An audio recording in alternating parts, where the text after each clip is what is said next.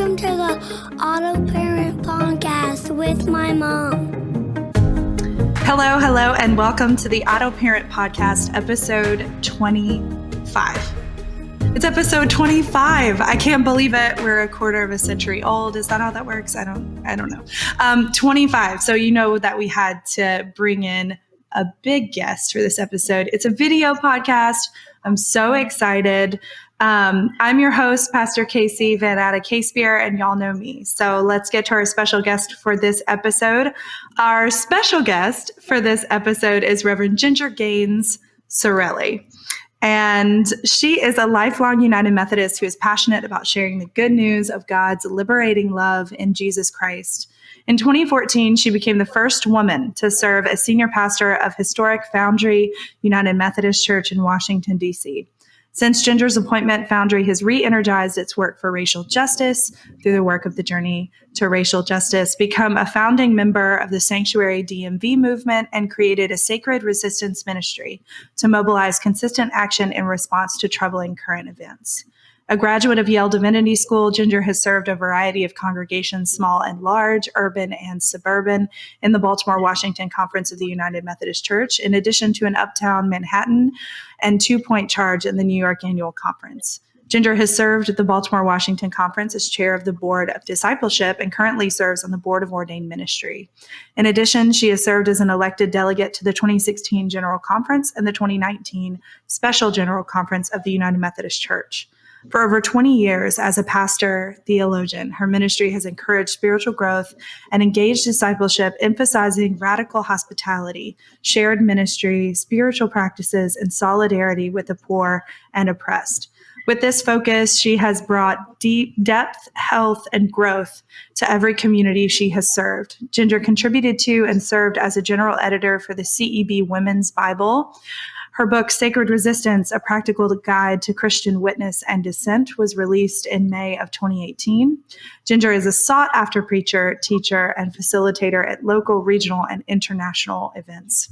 She enjoys gardening, yoga, poetry, art, ice cream, travel, hiking, and is married to Dr. Anthony T. Gaines-Cirelli, a Catholic theologian currently serving the U.S. Conference of Catholic Bishops as a director in their Ecumenical and Interreligious Affairs Office.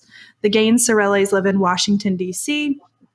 with their new cat, Fiona the Brave, and Clumber Spaniels, Harvey and Daisy. And I just want to say, my kids like to call you Gingerbread Man. Yes. So I'm just adding that. I'm so excited to be doing this with you. It's funny to read your bio like that in front of you, but yes, you are all those things and many, many more that are not on that page. So I'm very thrilled for you to be here.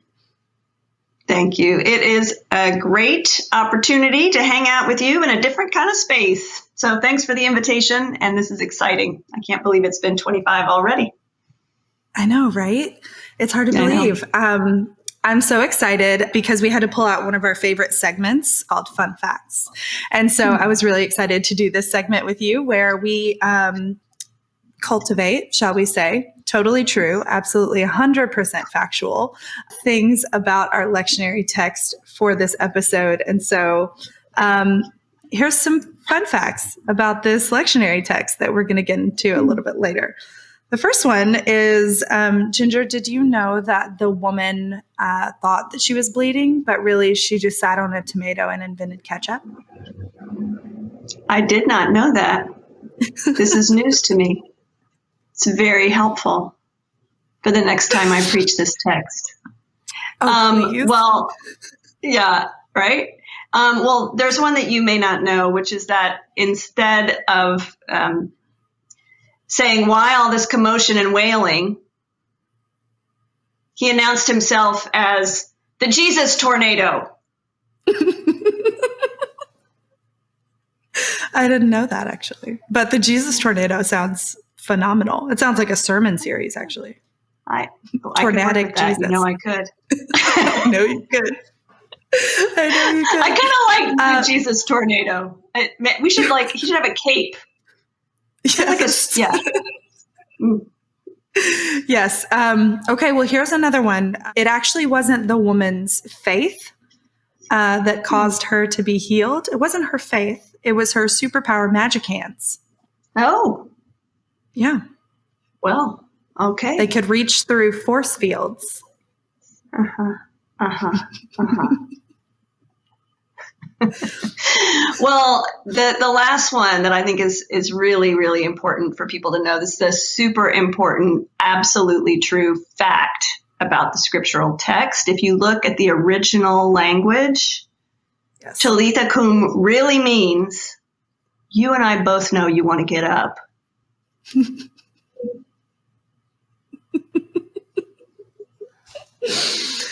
Oh my goodness. This has been a segment called Fun Facts, and it never disappoints. And again, I'll just remind you, totally true, completely Totally true. factual. Completely factual. Yeah. All right, well, let's get into our special guest questions for the week. The first one that we always like to ask every special guest, it's a great way to get to know somebody, just right off the bat, let's complain about something. So what is your biggest pet peeve? Well, I was thinking about this in a couple of different ways. First of all, the thing that makes me absolutely nutty, just personally, is to have anything sticky on my hands. So that's like a massive pet peeve, stickiness. I don't like stickiness. I don't want a sticky countertop. That makes me twitchy and nutty. And I really, really, really don't like when someone doesn't do their job.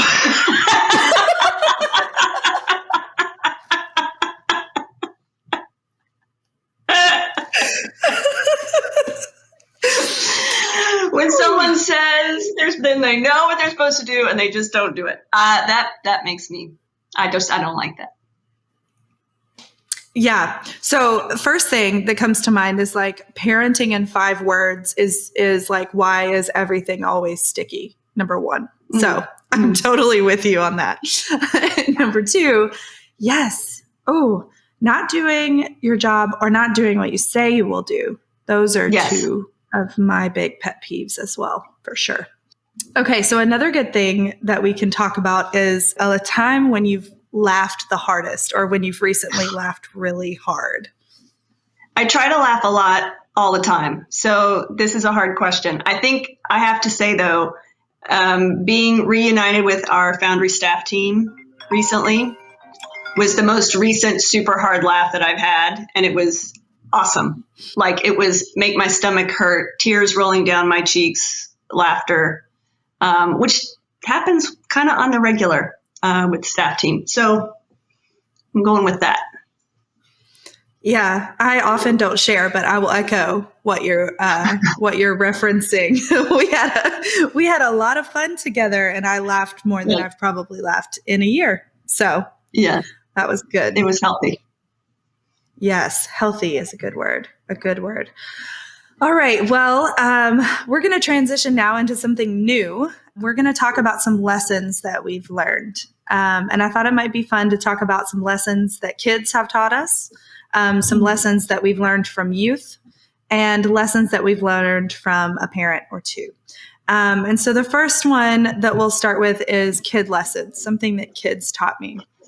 I'll go first. So I had one kid, this is a funny, I'll start with a funny. I had one kid come up to me and ask me if God was like the lunch lady once. And I was like, I'm not sure. What do you mean? And the kid was like, well, my parents make me keep my leftover lunch money and put it in the offering plate. And then I come up and I get bread. And so I just want to know, is God like the lunch lady? And I was like, I never thought of it that way. Very interesting. There was clearly something happening in this child's brain that, made those connections, which I love the literalism. Sometimes it's hilarious. But in that same sort of vein, I also had a child, we were talking about Noah's Ark. And this is many, many appointments ago. We were talking about Noah's Ark. We were talking about the flood and we were talking about all the things. And the child raised their hand and they were like, so, I mean, do I have to believe this to go to heaven? And I was like, no. Like, I was young and also didn't really know what I was doing for sure. So I was like, no, I don't think so. And they were like, good, because I don't believe this happened at all. Like, oh, great. So it was a good lesson for me as a young, children's pastor, learning about how, sometimes the expectation is like biblical literacy and integration of the Bible with their, development and faith. And sometimes it's just like, are we all agreeing to this? Why? This doesn't have anything to do with my faith. And it started a beautiful conversation with this child and their parents. And yeah, it was a moment that I was like, I will always remember this moment. So I wonder if you have a moment where a kid has taught you something. Oh, more than I could count or recall for sure. I love the way that that kids always sort of come at it from an angle, not, a lot of times an angle that is just completely unexpected. And I think that's the thing that for me, I think about a lot just in general, is the sort of always asking the question and the sense of curiosity. Like, what is that? Why is that? What does it mean? Why do I have to do this? It's like always asking the question that we assume when people grow up that they don't have those questions anymore, but I think we just stop asking them. And kids always remind us to just keep asking the questions. And that for me it's like it's just this constant reminder that I love so, so much. And I was trying to think of like a specific moment with a little one. I think for me, it's more sort of broad like that. The way that kids are so direct, which is a good reminder for me too. Like they just say what they, like what they want or what they see or perceive, or they ask their question. I mean, if we could just learn that, I think that would be a really, important lesson for us to learn again and again from our little ones. It's just to keep asking the questions instead of thinking we're supposed to know everything. Whew. The words are coming real early, listeners. This is a free podcast. I just want to say that. This is good stuff. Yeah, good stuff. I love that. Keep asking the questions. That's true. It also reminds me too of some lessons I've learned from youth. And so I have a funny, of course, which is that I was shepherding a confirmation class once, and it got time to talk about, baptism and taking the membership vows and the whole process. And there was a youth who had not been baptized yet. And it was clear that he had thought about this. I mean, really thought about this. And we were talking about baptism. We were like in the throes of it. I mean, we were talking about grace and like the water and like, it was flowing and it was good. And he raised his hand and was like, if I get baptized in cheese, does that make me a human nacho? Wait, what?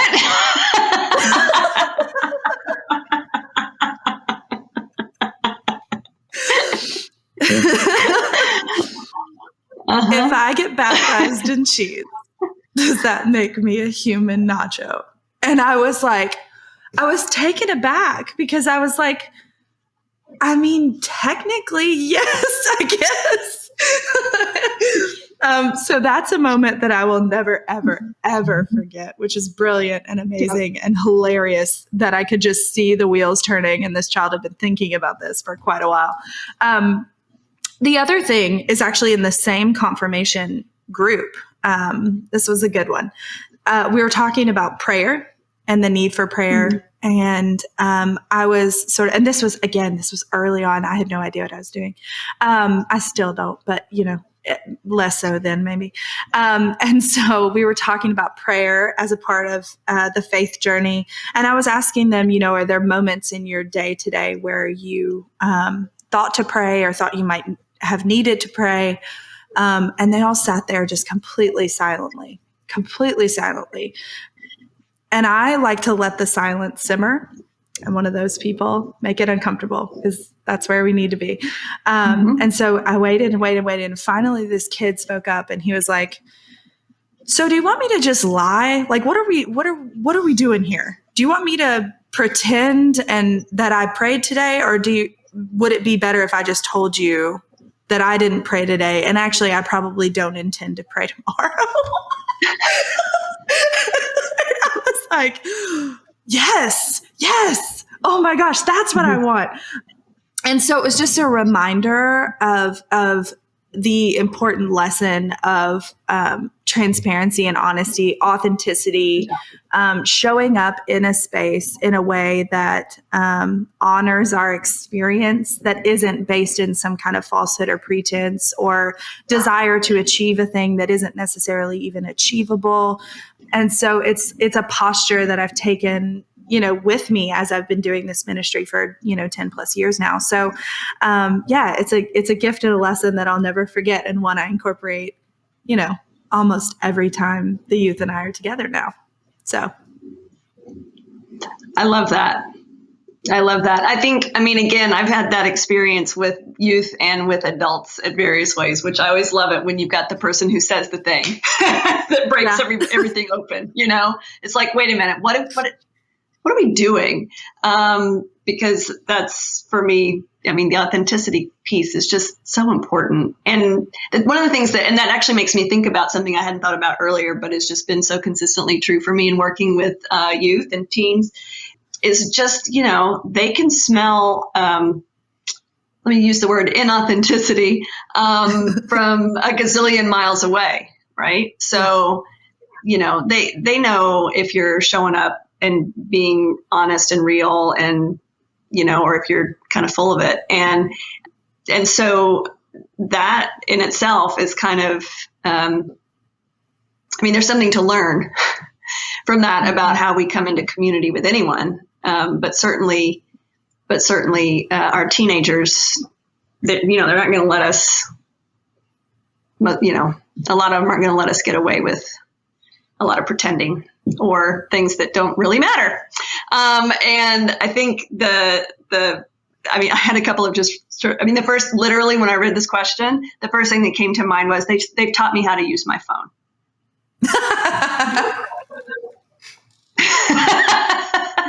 Yes.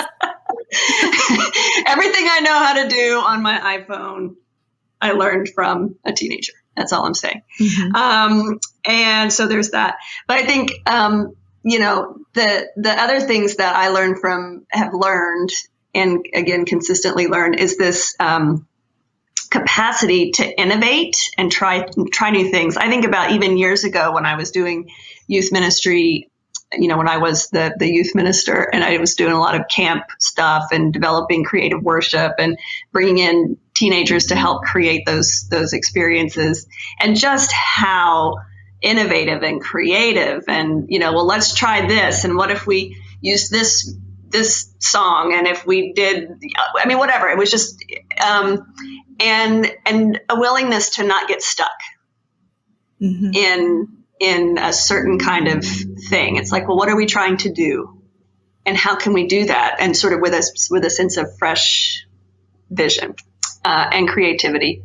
So that's something that I miss, honestly, is getting to spend time with teenagers in those kind of spaces, because it feeds a lot of creative juice for my own spirit. But I think it's a lesson, again. I think it's a lesson for me, but for anyone who's paying attention. Yeah, I always like to say the youth will lead us if we let them, which tends to be, often the biggest hindrance is finding spaces for youth to lead.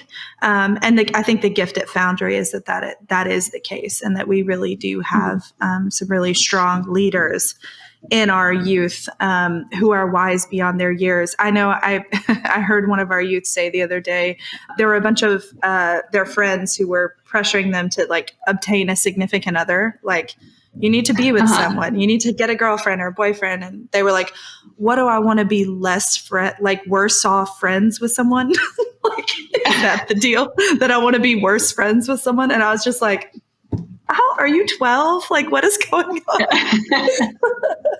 on? But I love it. I love it so much every single day, the time I get to spend with our young people. Okay, so let's talk about some lessons we've learned from a parent. I'll just say it's been such a gift to do this podcast and to get to hear from so many of our listeners who are parents who are just doing the thing like we're doing the thing. And it has been sort of amazing to just know that one of the most important things that we can offer is solidarity and hope. Those two things together, that's sort of been the overarching mantra of the podcast, is like solidarity and hope, solidarity and hope. And it's just a reminder that sometimes there are ways that we can help in really concrete ways.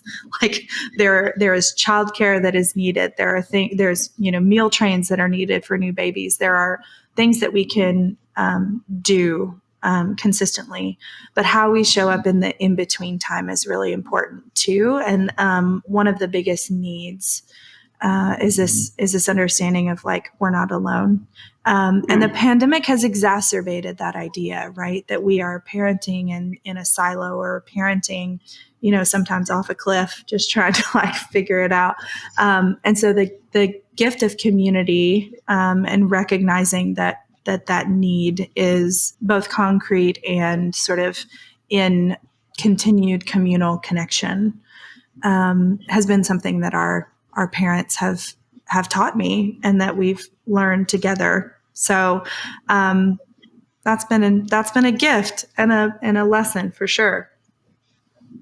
I parent vicariously. I don't have not raised children of my own in the sort of traditional ways, kind of a mothering presence more than anything else. But certainly observing, first, I have some, you're one of many colleagues of mine who are in ministry and have children. And so I get to be kind of in close proximity and community and observe. And my first reaction is always just like, I'm not worthy. Like, I have no idea how you all do what you're doing. I'm not worthy. But I think one of the things that I think about a lot is two things come to mind. One is the beautiful sort of moments when I've seen parents be able and willing to extend grace inwardly, to say, I'm doing the best I can and it's enough. And that's really hard. And I've been in those conversations, and I've heard people really grappling. I've read some stuff about just how hard, maybe mothers in particular, but I wouldn't want to limit it in that way, how hard parents are on themselves about trying to get it right, and whatever the right is, right? And so I think for me, it's just like watching people really kind of grapple with that and try to learn how to hold and to honor the vocation of parenting with lightness and grace. We receive that from God if we will. So sort of the openness to let God remind us that it's enough, just do what you can with love. And so that's human work, but it's in the role of parenting, it feels to me like, and particularly in this kind of last stretch, which has just been, again, I have no idea how any of you have survived, but except that you're all extraordinary and have magic hands like the woman in the gospel. You make magic happen. I think that watching and observing people really grapple with that and try to come to a place of being able to hold things with some grace and equilibrium has been really beautiful. And I think parents, it's one of the things that I learn, because I think about, wow, that's a lot. It's inspiring, honestly. I'm not trying to romanticize anything. I'm saying it's hard, human work. And the work and the vocation of parenting is a particular sort of space in which to do that work which is kind of a crucible space a lot of times. So, so getting to kind of be adjacent to that in a close way is, there's a lot to learn there. And I think the other thing that I think about too, that parents that I see who do this really well teach me too, which is that being clear and setting boundaries for themselves and for others, for the kids, is just like one of the most important, beautiful things to do. And so that is a piece that I have tried to soak up for every kind of human space that I'm in, because my own parents, I think, did that fairly well. And I hated boundary. I don't like limits and boundaries, but we have to have them to feel safe enough to risk anything, and to make sure that we're taking care of ourselves too. So I feel like that's another thing that we all have to practice. But I feel like parents, to watch a parent really work that those are the masters, if you ask me. So those are my thoughts on that. Amazing. Amazing. A lot of what you brought out is sort of, it's a combination of all the things that we've talked about in the past 24 episodes, and you made it clear and beautiful and accessible in a way that nobody else could have done. This is why I'm so glad you're here. So this has been a segment called Greatest Lessons. And I also want to remind you that normally we're sharing fails, confessions, and wins on the podcast. If you have any greatest lessons, fails, confessions, or wins that you want to share with the podcast, you can do so via voice memo. We'd love to hear your voice, or you can type them out to us on Instagram and Twitter at AutoParent. And now it's time to do a little something different.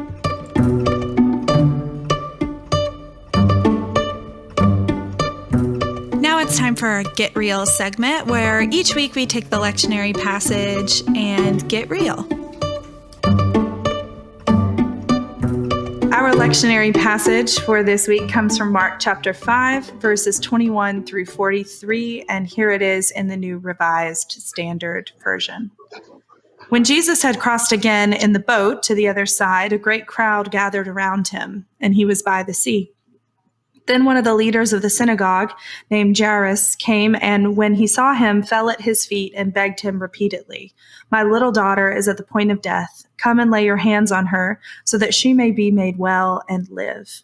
So he went with him, and a large crowd followed him and pressed in on him. And now there was a woman who had been suffering from hemorrhages for 12 years. She had endured much under many physicians and had spent all that she had, and she was no better, but rather grew worse. She had heard about Jesus and came up behind him in the crowd and touched his cloak. For she said, "If I but touch his clothes, I will be made well." Immediately her hemorrhage stopped, and she felt in her body that she was healed of her disease. Immediately aware that power had gone forth from him, Jesus turned around in the crowd and said, "Who touched my clothes?" And his disciples said to him, "You see the crowd pressing in on you. How can you say, 'Who touched me?'" He looked all around to see who had done it. But the woman, knowing what had happened to her, came in fear and trembling, fell down before him, and told him the whole truth. He said to her, "Daughter, your faith has made you well. Go in peace and be healed of your disease."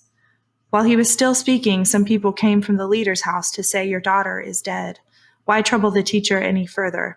But overhearing what they said, Jesus said to the leader of the synagogue, "Do not fear, only believe." He allowed no one to follow him except Peter, James, and John, the brother of James. When they came to the house of the leader of the synagogue, he saw a commotion, people weeping and wailing loudly. When he had entered, he said to them, "Why do you make a commotion and weep? The child is not dead, but sleeping." And they laughed at him. Then he put them all outside and took the child's father and mother and those who were with him and went in where the child was. He took her by the hand and said to her, "Talitha cum," which means, "Little girl, get up." And immediately the girl got up and began to walk about. At this, they were overcome with amazement. He strictly ordered them that no one should know this and told them to give her something to eat. This is the word of the Lord. Thanks be to God. So we will just do some initial reactions. So what are you thinking up top, just initial reactions about this particular passage? Some of the first things that come to mind, just for transparency, I spent a good chunk of time working on the Luke version of this cluster of these sort of interwoven stories of Jairus' daughter and the woman with the hemorrhage, to write a paper on salvation, like what salvation actually means. So I've dug into this a lot. So I'll try to not get down into stuff that we don't need to get to. But some of the first things just reading it again today and in Mark's version, I'm mindful that the centerpiece in both of these stories, the sort of sandwich way of telling, is about women and girls. So I'm mindful of that. For me, it's always struck me just that little detail about 12 years old is the child and 12 years of bleeding, of suffering. So that those are details that stick out for me. And I always want to ask, like a child, what's that about?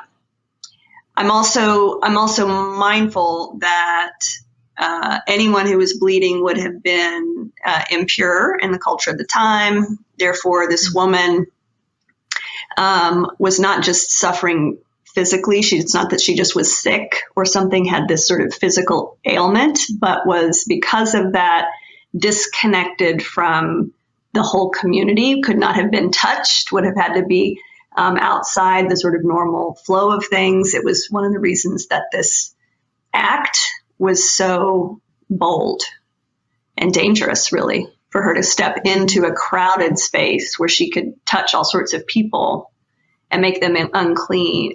So there's Simone Weil talks about affliction as being complete, like your emotional, spiritual, physical, social, all of it is in distress, or there's pain points at all levels. And this woman was afflicted in that way. So the turnaround is pretty complete. Yeah. Those are my thoughts, first thoughts. I think what's rising up for me a little bit is sort of the, how do I put this? The ways in which women, at least in my experience, have been taught to hide their affliction, to sort of push down pain. It's why some of the strongest people and toughest people I've ever met in the world have been women. I know my grandmother in her last days, she had been diagnosed with cancer and knew that it had spread pretty fast and all over her body. But there were she had open wounds underneath her arms that nobody knew about. And my dad went to pick her up to take her to the bed that would be in the living room where she would die. And when he picked her up, he could just see the look of pain on her face. And it wasn't until they, because she was sort of changing her clothes and doing everything until the very last minute, it wasn't until they, were changing her clothes for the last time that they saw she had this big open wounds. And I thought, right. That's the sort of thing that we've all been kind of indoctrinated and bathed in, is this idea that if women are in pain or are afflicted, that we're complaining or complaining or whiny, or all of these words that we get sort of thrown our direction. And what's interesting to me too is that there's a connection between, I think, the fear of a woman knowing and feeling confident with what's happening with her own body. There's fear associated with that. And so I love how in the text it says that when she was healed, she knew it in her own body. Yeah, it just makes me think about what a lesson that is, and how perhaps that may have something for us. Yeah. Well, and the other thing, yes, all of that. The other thing that I thought about, and I don't think I had thought about it necessarily quite in this way until I was reflecting for today, but the fact that you've got this story of Jairus's daughter and the whole community being focused on her. I mean, the thing that I'm thinking about is starting at a young age to care about a girl, a young girl, little girl, to honor a little girl's life. And I also, I could be making more of this, and culturally I'd have to go back and do a bunch of study. But I'm curious about 12 years old. And it seems to me that 12 years old is the time when a lot of young girls begin to hit the point where they start to menstruate. So you have like blood. This was just part of where my brain goes. And I'm thinking about sort of girls coming into like at a turning point, that 12-year-old time. Again, this could be a cultural overlay from here to there, but it's what's stirring. And for me, it's like the whole piece about this father who is advocating for his daughter, not his son, but his daughter. And there's something really beautiful about that. It also makes me think about like fathers and daughters and what that's all about. I mean, that's a whole other piece we could talk about in terms of, how gender in our relationship and with our kids, how we engage our kids. Do we honor who they are regardless of their gender? Are they valuable? Are they valued at tender points where a girl is becoming a woman? Are we honoring that movement? So anyway, this is it all. It just brings up all these different things about girls' bodies, women's bodies, and the sort of engagement of parent to child, community to child, particularly little girls. How do we care for little girls, their lives, their bodies, and particularly in tender moments when something's is clearly not right, or when they're making a sort of transition into a new phase of their life. Yep. I'm sobbing.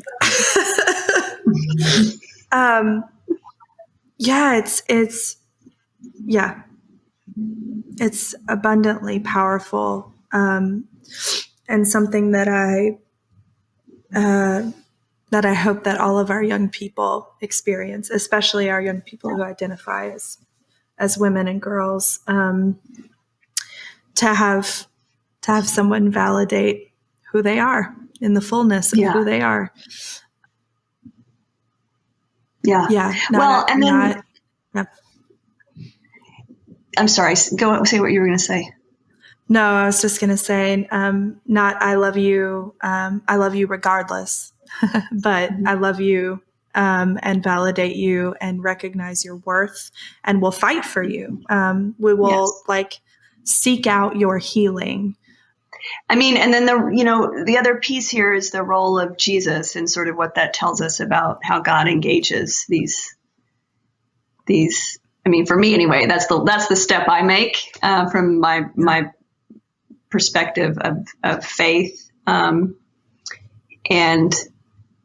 so you've got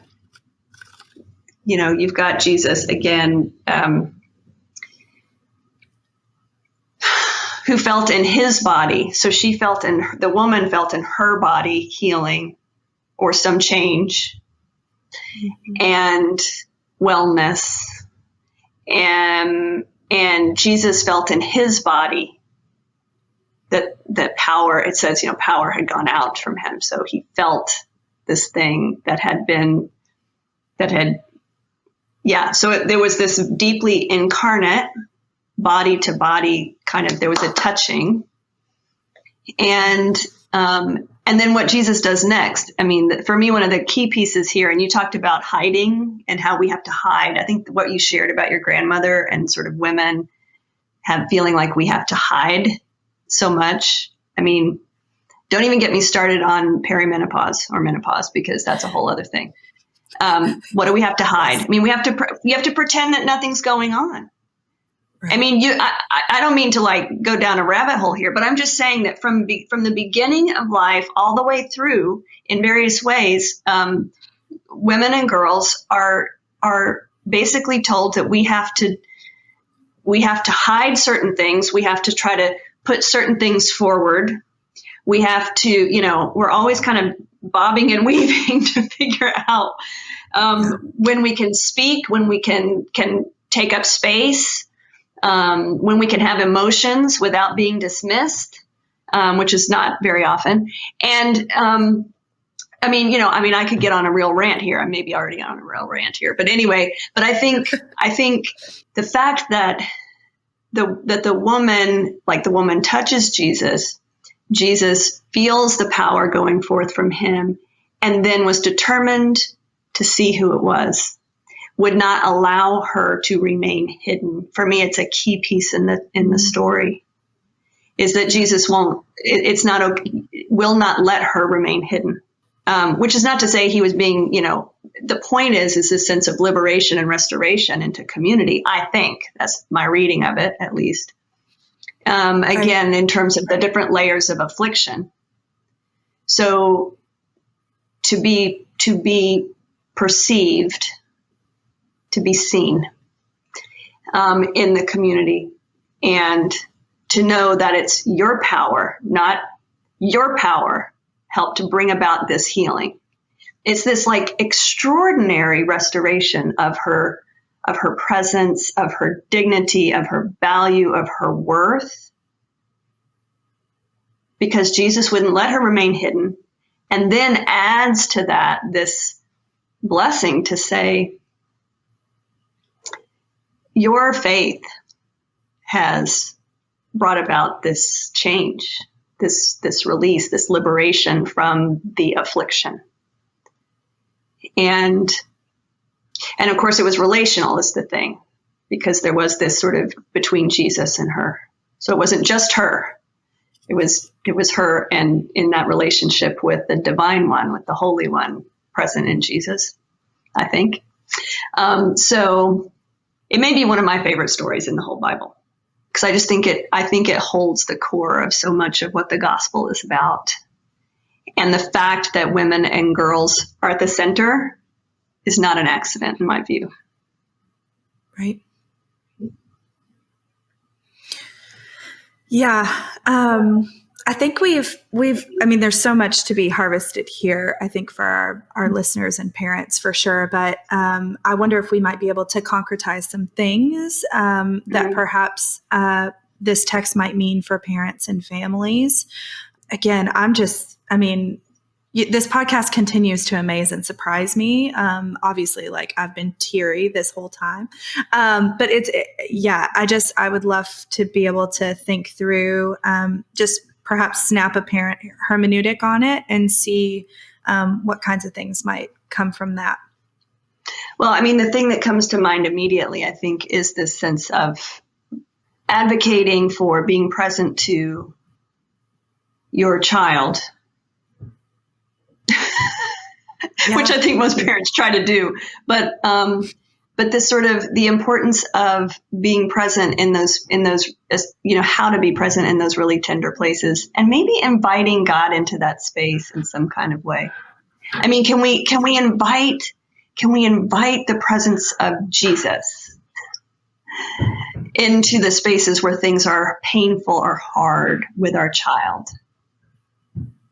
I'm just sort of thinking out loud here. I'm in a place where I feel like my child is shut down. I can't get a response, or my child is suffering, or my child is in this really important transition point in their life.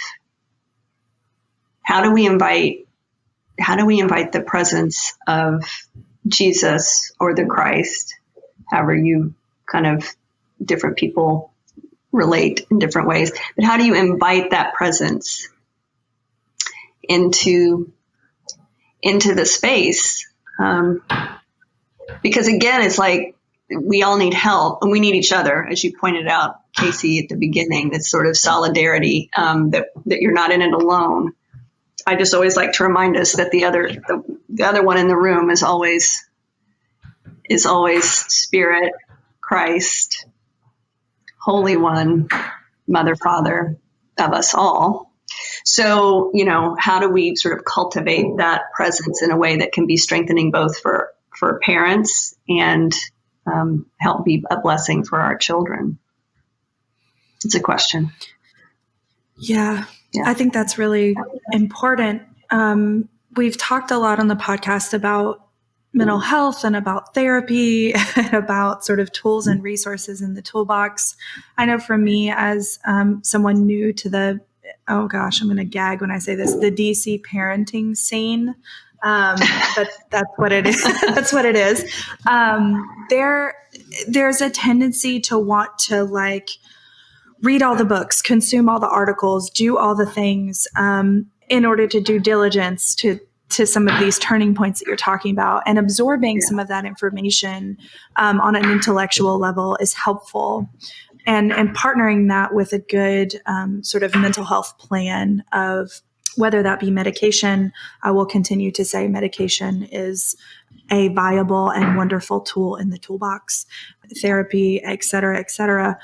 And along with that, though, right, comes occasionally a white knuckle grip, a control, a desire to control. And so sometimes what we miss is an invitation for Spirit into the hard places, which is something that you said that has stuck with me.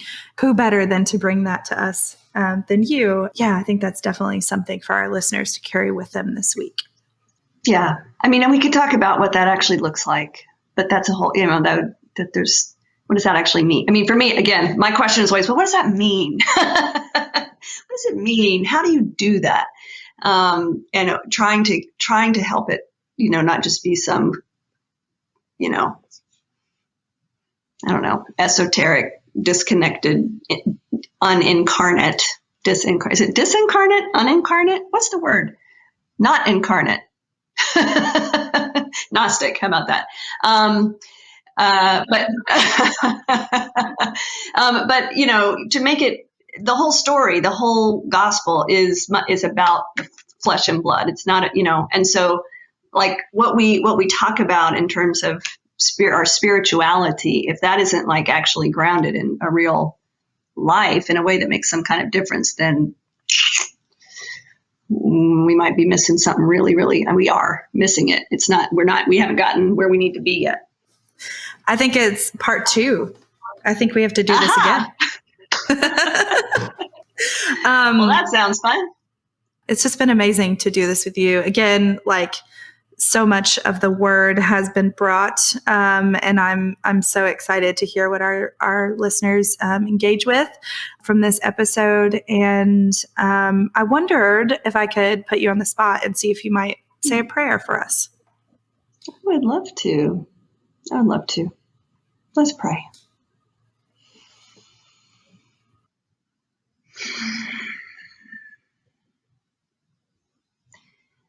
Loving, gracious, tender God,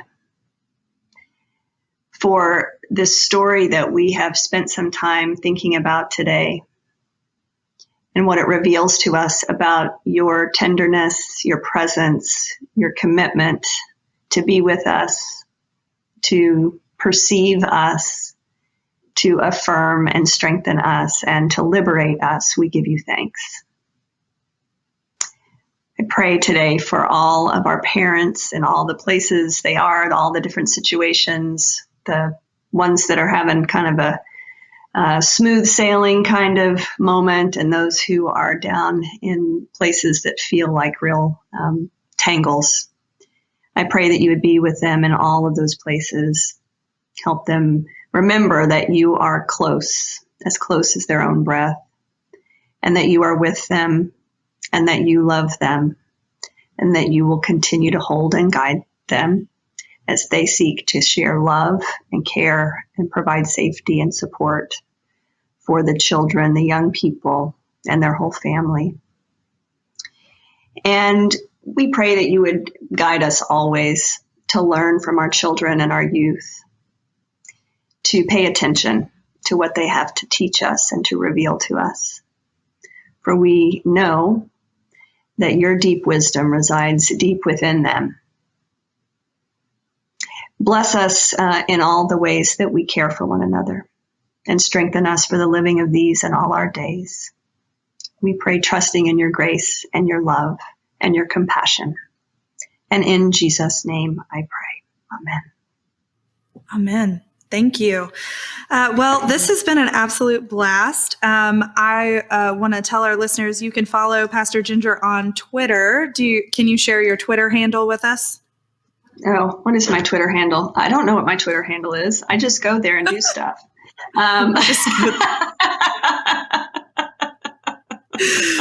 Let's find it. It's Ginger GC on Twitter. Ginger GC on Twitter. Yeah. All right. We'll see you later next time. Peace out. Thanks for listening to the AutoParent podcast. We're going to leave you with a parent mantra, something you can say to yourself or to your partner just to know that you're not alone. Your mantra for this week is, I honor what is happening in my body. I honor what is happening in my body. Because friends, if we don't believe that, it's going to be really hard to convince our kids. And remember this, you don't have to be an AutoParent to be a good one. I've been your host, Pastor KC. You can follow me on Twitter at Rev GainesCirelli. Join us next week, same time, same place.